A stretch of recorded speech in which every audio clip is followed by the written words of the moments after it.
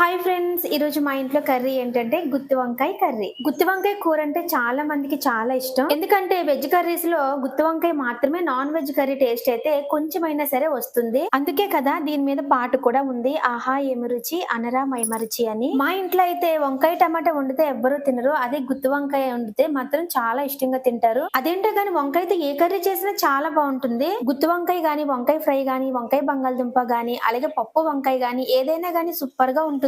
అంతెందుకు వంకాయతో బజ్జీ కూడా చేస్తారు తెలుసా మీకు? ఎంత బాగుంటుంది అనుకుంటున్నారు? సూపర్ గా ఉంటుంది. ఇక ఎండు చేపల వంకాయ కాంబినేషన్ అయితే అద్దరిపోతుందనే చెప్పాలి. మా ఇంట్లో వారానికి ఒక్కసారైనా సరే గుత్తి వంకాయ కర్రీ చేయాల్సిందే. మా అమ్మమ్మ మా చిన్నప్పుడు పప్పు వంకాయ చిక్కగా చేసేదన్నమాట. అలాగే చారు పెట్టేది. చారు వంకాయ పప్పు కలుపుకొని తింటే ఎంత బాగుండేదో. ఆ రోజుల్లో మేము అదే పరవన్నంలా తినేవాళ్ళం. గుత్తి వంకాయ కర్రీకి చిన్న వంకాయలు మాత్రమే తీసుకోవాలి, ఎందుకంటే త్వరగా వేగుతాయి, అలాగే బాగా ఉడుకుతాయి. దాని వల్ల టేస్ట్ కూడా సూపర్ గా ఉంటుంది. Bye friends.